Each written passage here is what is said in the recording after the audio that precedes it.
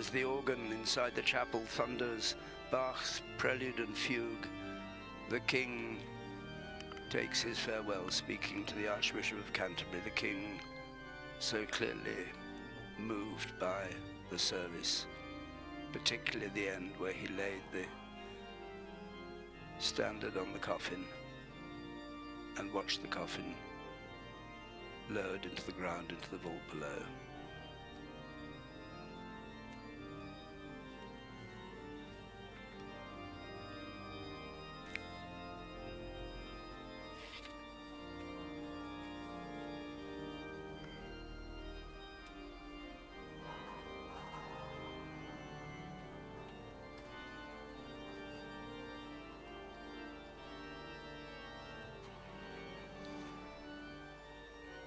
With the King's departure, the committal service here at St. George's Chapel has ended. The Queen's coffin, which has been seen by so many thousands over these past days, lowered out of sight into the vault to lie later alongside the coffins of her husband, her mother, and her father and her sister. Many tributes have been paid to the Queen over these past days, some of them public, but many, many more by voices unheard, people talking among themselves, talking to their family and friends. There have been tributes too in services across the land, and then today at Westminster Abbey earlier, and here in St. George's Chapel this afternoon. But there is still one last service to be held here today, one from which the cameras and the public are excluded.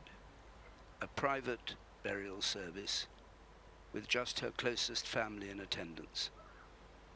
When the Queen, who in her life and death belonged to so many people, will for a moment belong just to her family.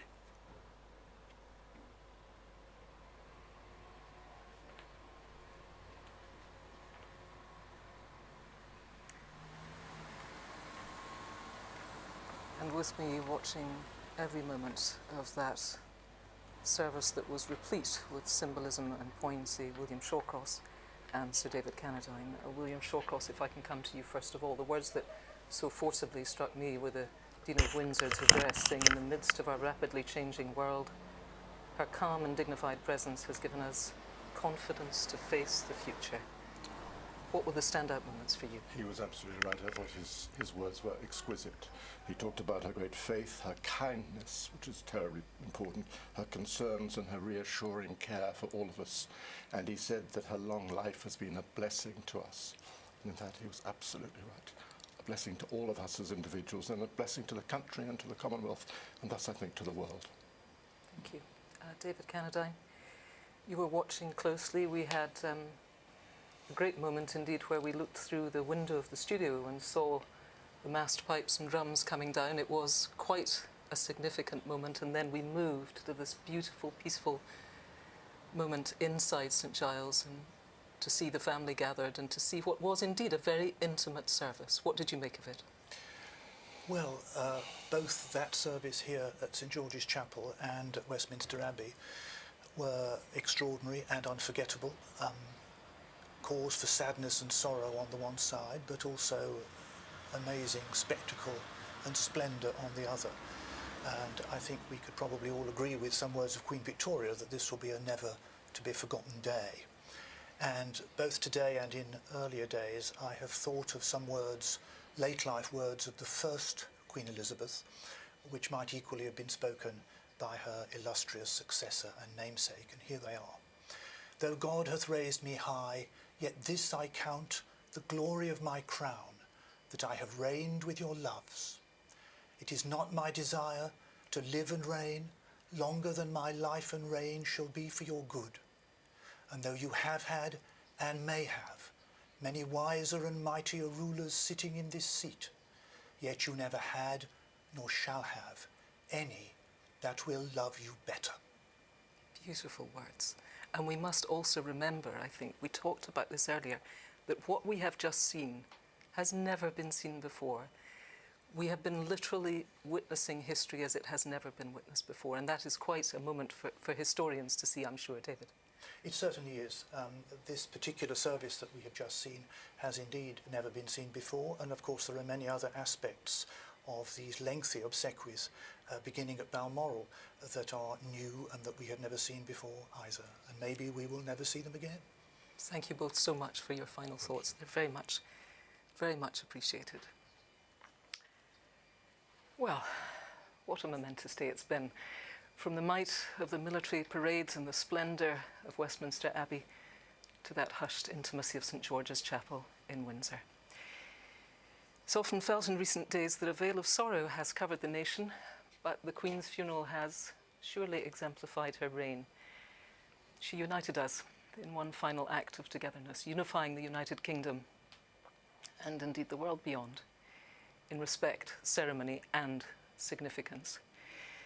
As a very young woman, she famously said her whole life, whether it be long or short, would be devoted to our service. Well, never was a person truer to their word. And today we have come together, many of us with tears in our eyes, but all of us with an abiding warmth in our hearts for all that she gave. Just over 3 months ago, the world and a certain little bear said, "Thank you for everything," and the Queen looked as though she thoroughly enjoyed the occasion. We will surely be ever grateful to have had that final opportunity to celebrate with Her Majesty her remarkable and long reign. If, as she once said, grief is the price we pay for love, then the weight of our collective sorrow is testament to the depth of affection in which she is held. She made history, she was history. Queen Elizabeth II is gone, but she will surely never be forgotten.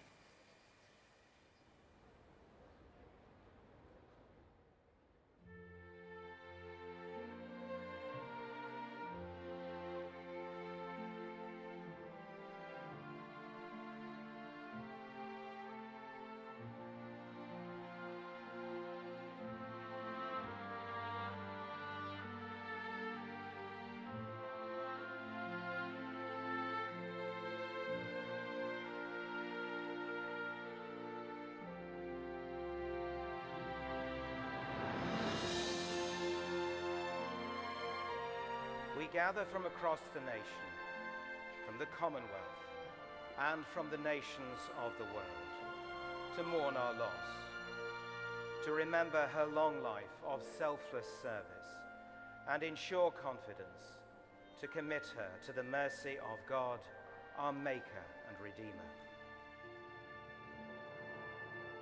Service in life, hope in death.